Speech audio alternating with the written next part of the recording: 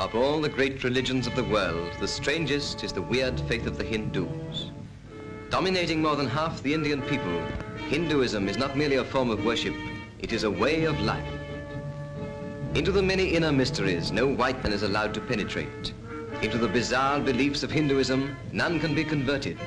For the Hindu must be born, and born again, and yet again, until the weary duplication of his earthly lives is halted in nirvana, the Hindu heaven of eternal peace.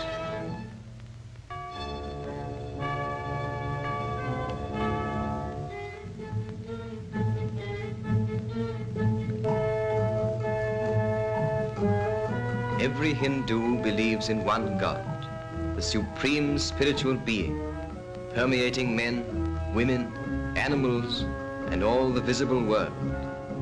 But not in God, one and indivisible, for the God of the Hindu can manifest himself in many forms, and to each form of God, its temples and its devotees. Here an idol of the goddess Kali is carried on a tour of her domain. Kali is the form of God which governs and delights in blood. Kali the terrible, whose anger must be allayed with sacrifice. Once upon her altar human beings bled to death. Now the blood of goats is held to be enough to satisfy her thirst. Her idol is of solid gold, inlaid with precious stones and hung with jasmine. In Hindu mysticism, Kali is the wife of Shiva, the destroyer. But the destroyer can delight in not destroying, and in that mood he is Nandi the bull, Nandi the joyous, worshipped as an embodiment of the force of reproduction. For him too there are rites, with prayers and incantations, and with ceremonial processions round his sacred image. For the delight of his pleasure-loving senses, an offering of sandalwood is held below his nostrils. To augment the many moods of God is one of the imperatives of Hindu ritual, and every animal is pressed into the service. Kali the terrible, who rides upon a tiger. Lakshmi, the goddess of wealth and beauty, and beside her Krishna, the Hercules of Indian mythology, one of the incarnations of Vishnu.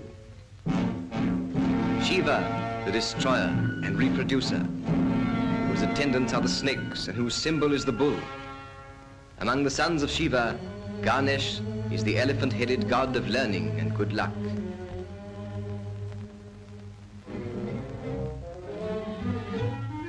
And for the forms of God to exercise their powers upon, there must be demons like this, the demon of Mysore, who legend relates was slain by Kali. Kali, in her other name of Durga, whose temples are always blood red like the blood she rules, has made sacred another form of animal beside the tiger. Here in the temple of Benares, the white-robed priests induct a stranger congregation than can be found in any other quarter of the world. At certain hours of the day, the piping of a flute invokes the tribe of incarnated gods, the sacred monkeys, dwellers in the temple who are prayed to as the descendants of the god Hanuman and regularly fed with lumps of sugar. Hanuman in religious Hindu history was a monkey who befriended Vishnu, God the preserver, when as Rama he came down to earth in human form. So long as the legend of Hanuman persists, the monkey is worshipped in this blood-red temple of Benares.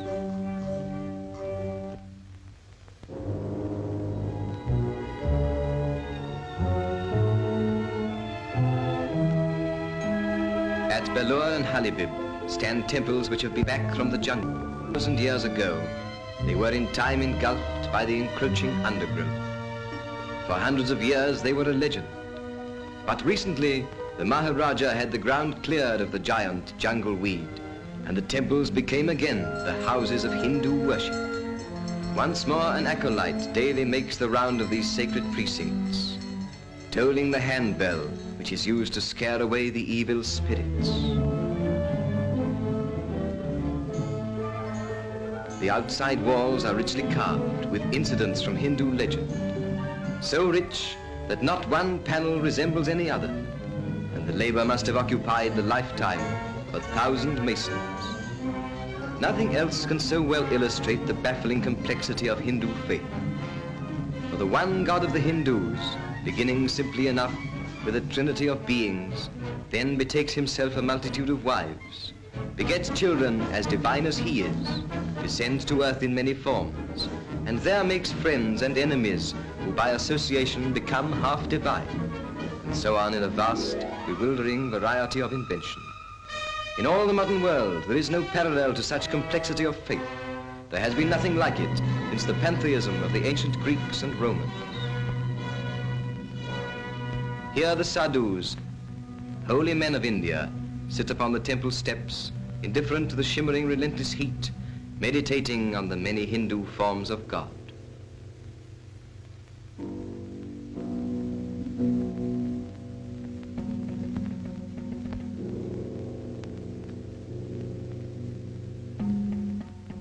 And here within the temple is the holiest of holies, sacred to Shiva and the dance of destruction.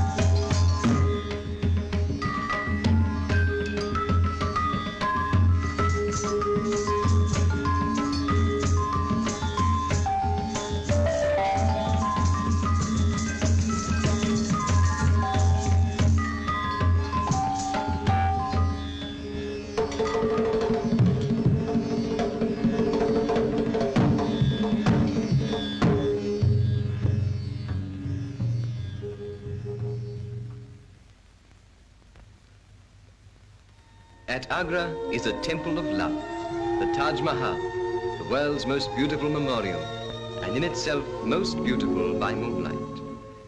The Taj Mahal was built in memory of the queen and emperor adored, the Mumtaz-i-Mahal, which is in Hindustani the 11th palace. The Mumtaz was beloved as no other woman has been loved before or since. In life, she bore the emperor 14 children, and she died in giving birth to the last. In death, the royal Shah Jahan made their passion deathless in this dream of beauty, frozen into white marble, which is inlaid with precious stones. 22 years were spent in building a tomb beautiful enough to formulate an emperor's bereavement. And according to a Jesuit who visited this part of India at that time, the designer of the Taj Mahal was a Venetian jeweler. It may well be so, for this mausoleum is the jewel of all architecture, the supreme expression of human gratitude for happiness.